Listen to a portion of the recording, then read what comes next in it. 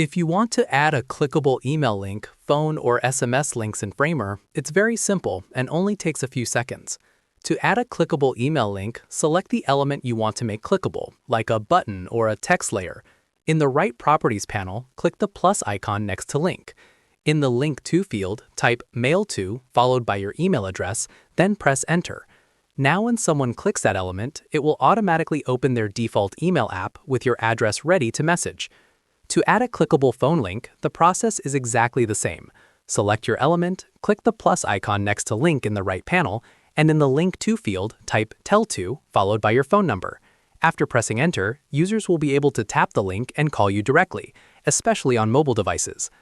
If you want to add an SMS link, select the element, click the plus icon next to Link, and enter SMS to followed by your phone number.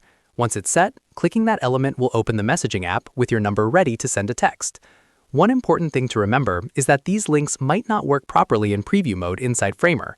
To fully test email, phone, or SMS functionality, you'll need to publish your site and try it on a live version, preferably on a mobile device for phone and SMS links.